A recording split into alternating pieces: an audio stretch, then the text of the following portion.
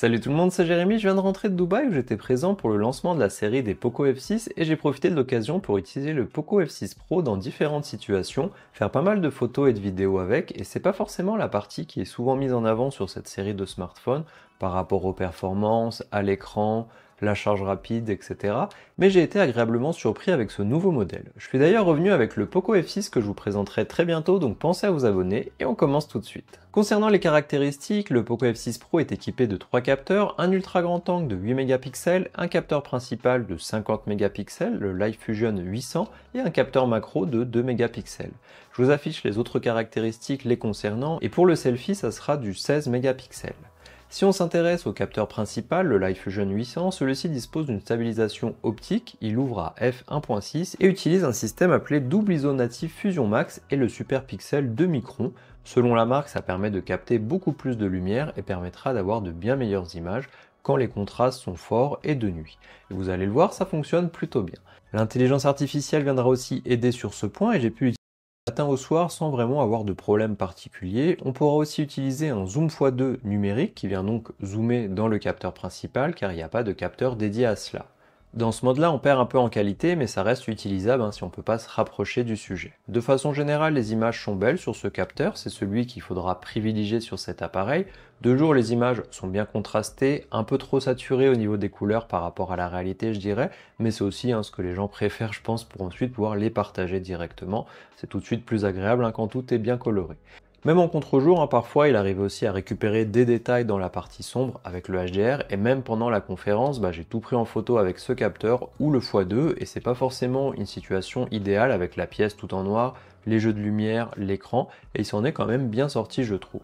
De nuit aussi, on a eu la chance d'aller dans un oasis dans le désert pour manger, et là tout était éclairé avec des flambeaux, des projecteurs contre les arbres et des petites guirlandes lumineuses. Il faisait vraiment très sombre, on avait même des fois du mal à voir certaines zones, mais pourtant on garde quand même des détails et de belles couleurs de façon générale. En tout cas, pour garder un souvenir de cet événement et le partager sur les réseaux sociaux, ça fait très bien l'affaire. Pour l'ultra grand angle, de jour ça va s'il y a pas mal de lumière, mais on voit vraiment quand même la différence de qualité quand on passe d'une photo prise avec le capteur principal à l'ultra grand angle. On perd parfois en contraste et en détail, et le principe sera le même de nuit, où on a beaucoup de bruit dans l'image et où on évitera de l'utiliser si possible. C'est normal si on peut dire sur cette gamme de prix où c'est vraiment le capteur principal qui sera bon et les capteurs secondaires moins bons pour compenser, pour tout simplement garder ce prix attractif. Pour le capteur macro, personnellement c'est pas un capteur qui me sert vraiment. Je vous ai pris quelques images avec pour le test, mais sinon je l'utiliserai pas du tout. Et avec 2 mégapixels, on peut pas forcément avoir beaucoup de détails, mis à part dire qu'on a 3 capteurs et pouvoir le mettre dans les présentations pour se comparer à la concurrence, ça n'a pas vraiment d'utilité. Pour les selfies, si la lumière est bonne, le résultat est correct, sans être au-dessus du lot sur cette gamme de prix. Des fois, ça manque aussi un petit peu de contraste, et aussi au niveau des hautes lumières qui sont parfois un petit peu trop brûlées. Donc ça, c'est un petit peu dommage, il faut vraiment faire attention à l'éclairage et à la situation. Je mets aussi des images de comparaison avec le Pixel 8a que j'avais aussi apporté avec moi sur ce voyage, et je dois dire qu'il y a beaucoup d'images qui sont très proches en termes de qualité. Sur certaines, je dirais même que c'est le Poco qui est meilleur, ce qui est plutôt surprenant vu que les pixels sont quand même bien réputés sur cet aspect, même si ce Pixel 8a est le moins cher de la gamme, bien entendu, et qui sera en dessous des modèles plus chers, notamment sur l'ultra grand angle, mais c'est quand même un bon point pour le Poco qui, comme je le disais, n'est pas spécialement réputé sur cette partie-là. Pour la partie vidéo, on pourra filmer jusqu'en 8K 24 fps sur le capteur principal, mais dans mon cas, je suis resté sur de la 4K 30 ou 60 en fonction des cas. Ça fonctionne aussi sur le zoom x2, sur le capteur ultra grand angle, on sera limité à de la Full HD 30 fps, et sur le capteur selfie, en Full HD aussi 30 ou 60 fps. Là, ça sera équivalent à la partie photo, vaut mieux privilégier le capteur principal, déjà pour avoir de la 4K, mais aussi pour la qualité globale. J'ai donc utilisé de jour comme de nuit, et puis ça allait très bien. J'ai posté tout un tas de stories pendant l'événement ou après, et pour les réseaux sociaux, que ce soit en photo ou en vidéo, ça passait très bien avec la compression qui est faite ensuite de toute façon. La stabilisation fonctionne elle aussi bien, j'ai pu me déplacer en me filmant en faisant quand même de toute façon attention, mais ça me permettait quand même de filmer, de faire des petits panoramas, des choses comme ça. Je vous montre aussi ce que j'ai pu filmer sur place avec le capteur selfie, et là encore ça me permettait de poster directement sans problème sur les différents réseaux sociaux. Alors je voulais juste vous préciser, parce que je n'ai pas forcément dit au début de la vidéo, mais du coup ce voyage était donc payé par Poco, c'est eux qui m'ont invité à venir sur place assisté à l'événement, donc l'hôtel, l'avion, etc. Donc je tenais juste à vous le préciser. En aucun cas, ils vont revoir cette vidéo, ils la verront pas, hein, ils m'ont pas demandé de faire une vidéo en particulier suite à ce voyage-là. C'était d'ailleurs un voyage qui était assez court, parce que moi je suis arrivé le mercredi à 23h45, le temps d'aller à l'hôtel était déjà 1h ou 2h du matin. La conférence avait lieu à 15h, donc le matin, j'ai dû rester à l'hôtel. J'ai pu profiter de la piscine quand même, mais en tout cas, je suis resté sur place. On est allé le soir, comme je vous le disais, à cet événement dans le désert. Et le lendemain, je suis reparti. Donc c'était vraiment un voyage très court.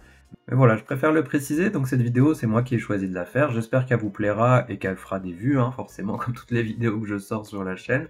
Mais surtout, c'est vrai que ça m'a permis de tester ce téléphone dans de meilleures conditions que si je le faisais dans mon jardin, hein. C'est assez rare que je vais au milieu du désert avec des cracheurs de feu et danseuses du ventre pour pouvoir tester les différentes parties photos et vidéos.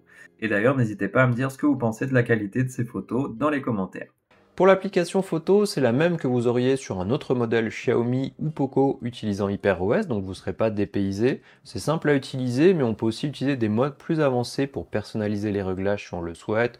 On pourra choisir la balance des blancs, les ISO, etc. Dans les paramètres rapides, on a des modes pour améliorer le suivi des sujets. On va aussi, pourquoi pas, rajouter des filigranes, hein, comme on voit tout en bas des photos prises avec des Xiaomi. On peut aussi utiliser un mode directeur qui permettra d'avoir un retour vidéo si on l'utilise avec une tablette par exemple. Donc il y a pas mal d'options comme ça, c'est pas des options qui sont vraiment nouvelles, hein, c'est ce qu'on a déjà sur les smartphones Xiaomi comme je vous le disais. Par contre, une autre nouveauté qui je pense est nouvelle, en tout cas même sur les téléphones Xiaomi, c'est le mode Rafale 2.0. C'est un mode qui va permettre de prendre jusqu'à 50 photos d'un coup très rapidement pour capturer un sujet en mouvement par exemple. Si quelqu'un fait du skate ou quelque chose comme ça, c'est ce qui montait dans les présentations, ça va vous permettre de capter vraiment le moment que vous souhaitez. Comme vous le voyez, moi je l'ai fait dans le sens inverse, où moi j'étais en mouvement pour essayer d'avoir une image plus nette dans l'ensemble, et en fait en une seconde on arrive à capturer 30 photos, ce qui est forcément plus rapide que de cliquer plein de fois sur le déclencheur soi-même. Ici on a juste à le faire glisser vers le bas pour que ça commence. L'autre avantage, c'est que dans la galerie on n'a pas 50 photos à la suite et qu'il faut venir choisir finalement en défilant tout le reste, mais on va avoir un genre de dossier pour les revoir et on va pouvoir garder celles qu'on souhaite plus facilement en les faisant défiler et en supprimant toutes celles qu'on ne voulait pas garder. Donc c'est quand même pratique dans mon cas, comme je viens de vous le montrer, pour faire une photo en mouvement, mais aussi de sujets qui seraient en mouvement. Pour terminer, le capteur principal est vraiment pas mal pour cette gamme de prix. On pourra peut-être trouver mieux chez d'autres concurrents, mais ce qui est intéressant, c'est que ça vient se coupler au reste des caractéristiques qui sont bonnes aussi pour l'écran, la puissance, la recharge. Et peut-être qu'avant, on aurait pu devoir faire un petit peu de sacrifice sur cette partie-là pour avoir le reste. Et bien maintenant, c'est pas forcément le cas. Alors par contre, l'ultra grand angle, le capteur macro, le capteur selfie seront pas vraiment au même niveau, mais c'est aussi souvent des concessions qui sont faites en dessous d'un certain prix. Et si on veut de meilleures performances et avoir un téléobjectif en plus, il faudra aussi mettre le prix. Je vous remets ma vidéo sur le Poco F6 Pro juste ici, dites-moi ce que vous pensez de la partie photo de ce smartphone en commentaire, et on se voit dans la prochaine vidéo.